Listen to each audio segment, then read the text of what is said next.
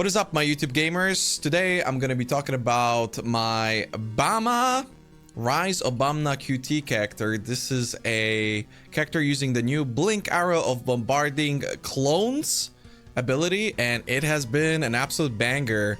Obviously, this character is inspired very heavily by Previ. I'm a big fan of his builds, and I gotta say, so far I'm essentially using exactly his setup that I saw on his software character, with some hardcore exceptions.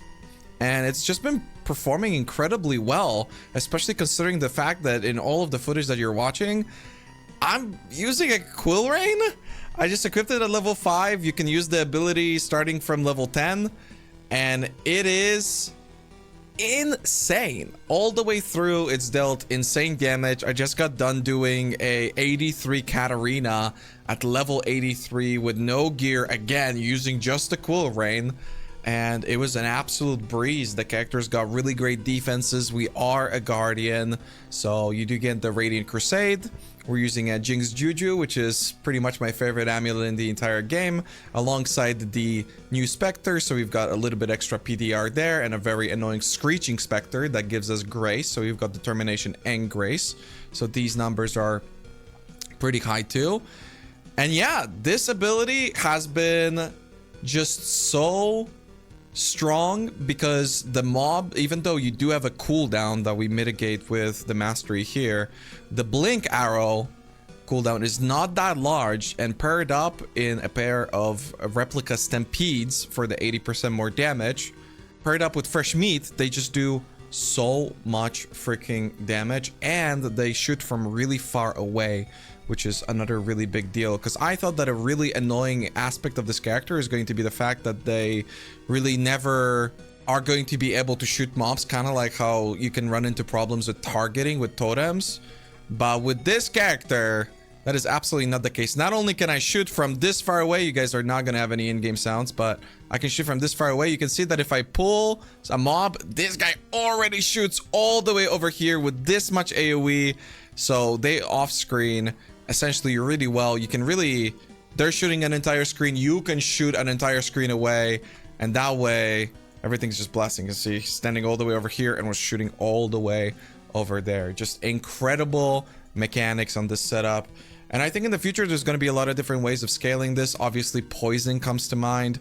This is just a setup that I'm experimenting as of right now, because it made the most sense with the limited amount of currency that I have on hardcore, as I've been avoiding trading and mostly just experimenting with all sorts of different builds. But yeah, to explain a little bit more of the concept, as this is a build diary, obviously I don't know that much about the build, so I'm not going to be explaining everything super in depth. But for more of the basic aspects of the concept, the damage comes from Unwavering Crusade, which gives us these relics that allow us to have Wrath, Anger, and Hatred. The Hatred doesn't really benefit us that much, but the Anger and Wrath, I believe they go all the way up to what would be equivalent for a player a level 28 aura.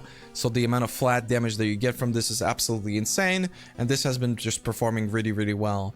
For my bow, I am using a Quill Rain, which does have the less damage, but obviously a Quill Rain is really fast. But I will be replacing it with an elemental bow, so triple elemental prefixes, and then you can get attack speed, you can get crit, and you can get crit multiplier, and that will absolutely be significantly stronger than a Quill Rain. So it's not like Quill Rain is this insane weapon. It just performs really well as of right now, and I really enjoy the projectile speed, so I haven't really replaced it, but you can replace it pretty cheap if you want to just be doing more damage. And speaking of doing more damage, we are using a replica Stampede, which has been really great, but also simultaneously really frustrating, because the Mirror Arrow of Bombarding clones isn't the only one that GGG has added. There's also a Mirror Arrow of Elemental Hit, I believe. So I was initially thinking like, hey, we're probably not going to be doing that much damage. Let me make sure that I'm going to have leftover sockets. And I do have some leftover sockets, because my links aren't really final, that I can have two setups. In the pair of boots that give me 80% more damage, I would be using the elemental hit ones, and then in my main 6th link I would be using the bombarding clones. But so far I've been doing so much damage that for right now I'm just using the stampedes.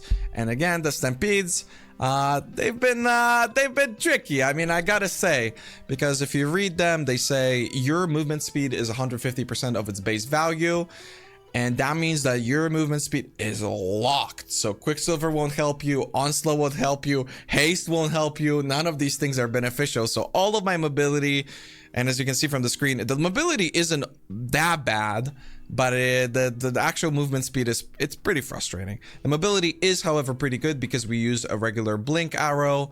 You unfortunately cannot use the blink arrow to add extra damage to your setup. If I can find this blink arrow, it's over here. You cannot use it to add extra damage because the mirror arrow of bombarding clones and the elemental hit one has a limit of 3, so it doesn't work like regular BAMA. It does have a limit, and all these limits are separate depending on the type, right? So if you were to use blink arrow of bombarding clones, it would still share a limit with this one, but if you were to use an elemental hit one, those two share cooldown with each other, and then the actual blink arrow and mirror arrow are entirely separate. So you still get to use blink arrow, and it works really well with the cooldown reduction that we get from the bow mastery. Obviously these bow nodes aren't that great, but they do give us a little bit of evasion, and it does make sense because probably in the future for hardcore, because of the amount of armor and evasion that we get, I'm going to travel down to bravery. I might even pick up these nodes, and attack speed is always beneficial. The build has been struggling a little bit with attributes. You do need a lot of dexterity, you need a lot of int. On Previ's build, he travels all the way over to, Eldritch Battery, and he runs extra auras. For me, I decided to use the Spectres and only have 2 auras, and for my mana I am just using it and regenerating it. I do have currently -7 total mana cost rings, and with my main ability being on the boots, I don't really run into a mana problem, but it might be something that's going to be an issue in the future if I do end up using a 6th link, because yeah, I want to get rid of these boots, man. They make me so slow. It's so annoying. Again, because of the clear speed and the mobility of my other abilities, I don't feel like it's too annoying, but I don't play on widescreen, which inherently is always going to make blink arrow a lot weaker. So in the future, I do want to get rid of them, and I do want to use a proper 6-link setup, which we have really good options for that. You can use, I guess, elemental focus immediately comes to mind, and using a separate setup for shocking, or just increasing the amount of damage taken by the enemy. And then also you can run chill on one of the charms for chills nearby enemies, which has a 6-meter range, I believe. So it's very, very large. It's pretty much the size of your entire screen. And then that way we can also use hypothermia on our main links. There's probably a couple other options that I'm forgetting about, but just off the cuff, those are the 2 big ones that come to mind. That paired up with the quality that you can get from the gems comes very, very close, if not better, to the 80% more that we get from the boots. And we get to use real boots that give us suppression, that give us life, that give us proper defenses, that make itemizing rings a lot easier because you get suffixes for it. So you've got now more resistances that you can get. And yeah, the other big thing is the helmet. Currently I am using a helmet that just gives me a lot of defense, which isn't really mandatory because, again, as mentioned, I do have a lot of mitigation. We will be getting endurance charges on top of it, and the build actually caps out suppression, which again the boost will help out with. Currently I am only at 80%, obviously 90 with the flask, but it's something that I'm working on. You can accomplish that by either picking up nodes or getting suppression charms. I'm just having a random one because I just barely got done leveling the character. So another thing is, yeah, the helmet slot, you could be running suppression here, but another incredible option if you want to do even more damage, and this is again something that Previ was doing, and even on hardcore I'm pretty sure that I'm going to be doing, is the Ancient Skull.